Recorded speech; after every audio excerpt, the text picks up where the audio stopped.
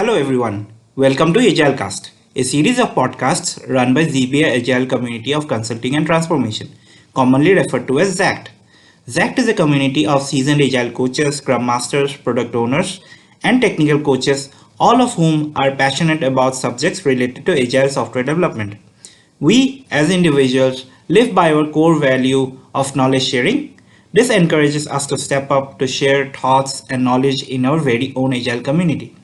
We have been hosting webinars, meetups, annual conference named Agile NCR, and of late we decided to host this podcast series, which is another way to stay engaged with Agile knowledge while on the go. I am Aranb Rajkhowa, working as an Agile consultant in ZBA.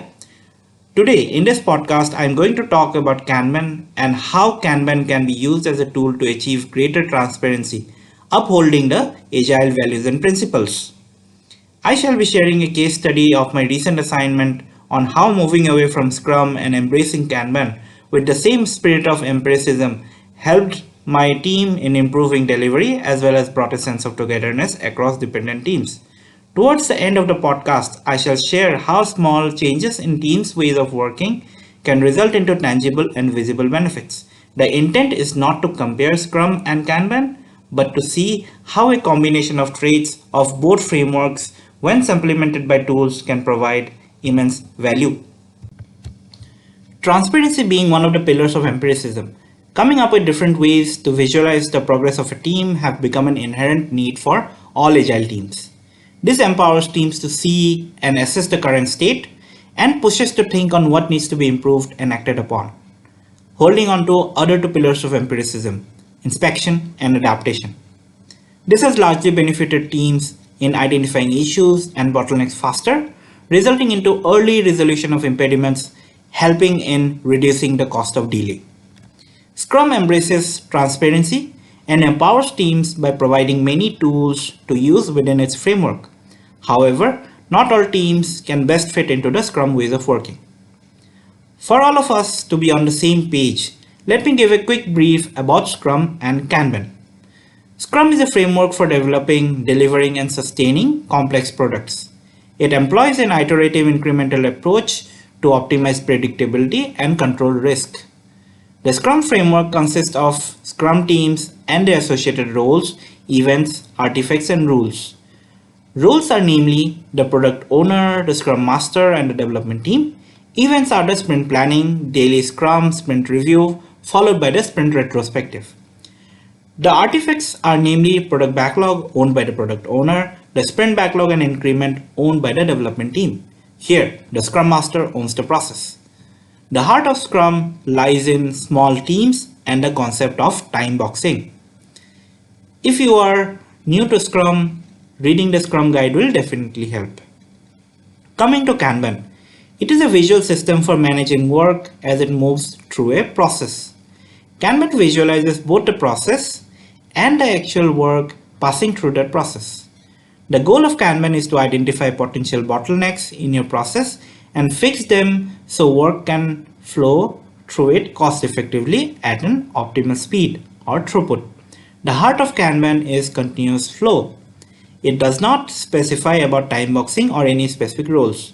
It is believed that we can start with Kanban immediately provided we already have a process in place.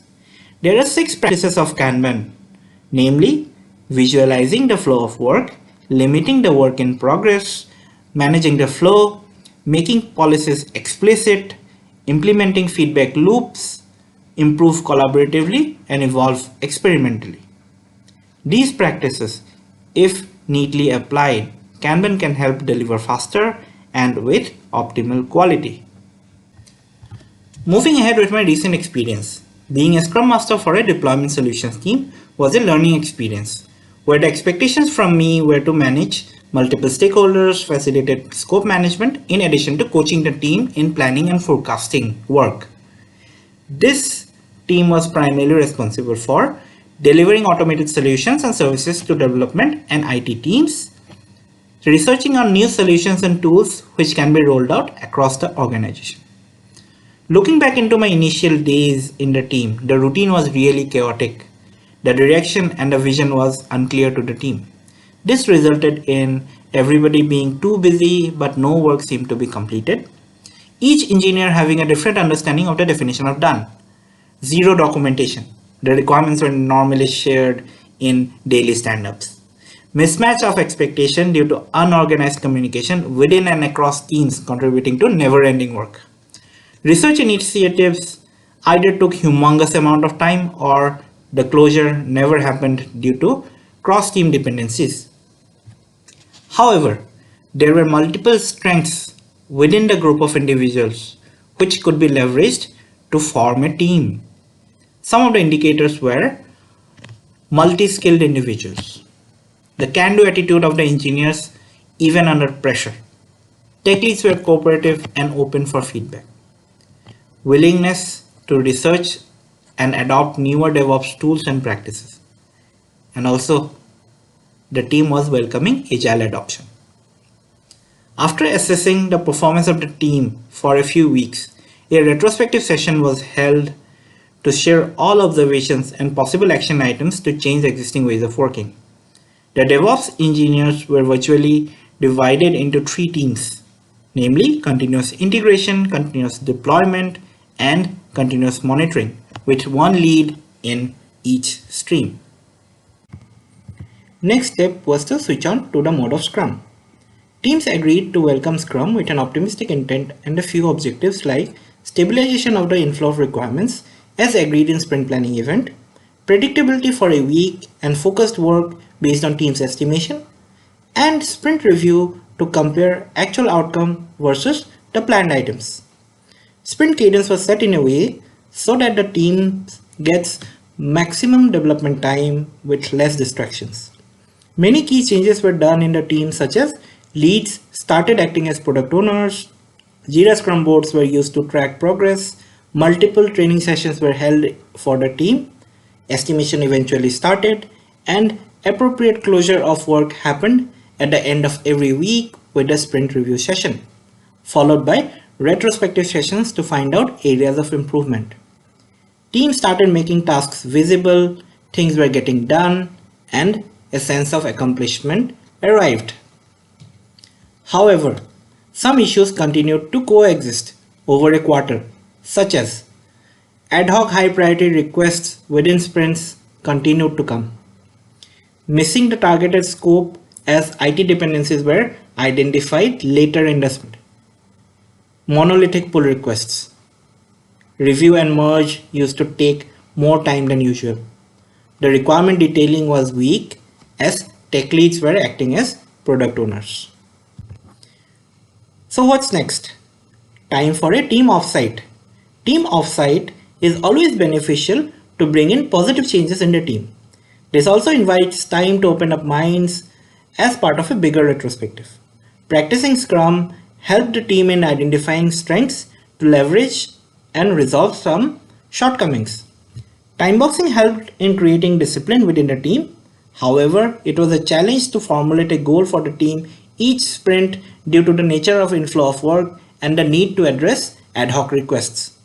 Hence, resulting into the idea of trying out Kanban with the beneficial habits inherited from Scrum. So, we went on to Kanbanizing Scrum. This is the phase where we made changes to our practices, current ways of working by giving up on timeboxing and embracing the key Kanban practices. Out of the many changes that we did, I would like to highlight 8 small changes in practices which helped. 1. Planning and review. Weekly planning and review sessions were time-boxed to 1 hour and 30 minutes each with the entire team's participation. Review sessions were majorly to assess the progress and understand situations on why items could not be completed. 2. Backlog refinement. Team leads fortnightly reviewed and refined the backlog to add description to upcoming requirements. This being a collective activity for 3 leads helped them to figure out dependencies and accordingly assign correct prioritization for the team to voluntarily pick items to working scope. 3. Work in progress limits. Defining WIP limits in the in progress and the in review columns helped the team to stay focused. The natural tendency of multitasking has slowed down significantly. 4. Definition of done. Definition of done was formalized for the team where an item was considered done only after a pull request was merged to the master branch and a round of review was conducted. Before a PR is merged, code changes were to be reviewed and approved by at least 2 team members, which takes care of the quality requirements. 5. Changes in Jira workflow. The initial Jira workflow was updated to include states, which helps in categorizing the actual progress and state. These changes helped in increasing usage of the Kanban board as the team found it easier to drag and drop tickets to appropriate status. Also, dependencies were much clearer for teams to highlight and call out for help. 6. Making use of a large screen. Visual stand-ups help the team to daily go through the planned backlog and reprioritize items as necessary. Blockers were identified by looking at the board and intra-team dependencies were resolved immediately. Scrum Master used to facilitate the inter-team dependencies and IT blockers. 7. Introducing metrics. Scrum Master continued to share weekly metrics with the team, which includes throughput, average cycle time, cumulative flow diagram, and flow efficiency. Flow efficiency resulted into highlighting the process overhead as compared to the effort required. 8. Including IT engineers in daily stand-ups. Based on the flow efficiency and cycle time metrics shared, a mutual agreement was set with the IT team that a point of contact would join the daily stand-ups to note and share progress of any IT dependencies. This led us to much faster closure of IT tickets.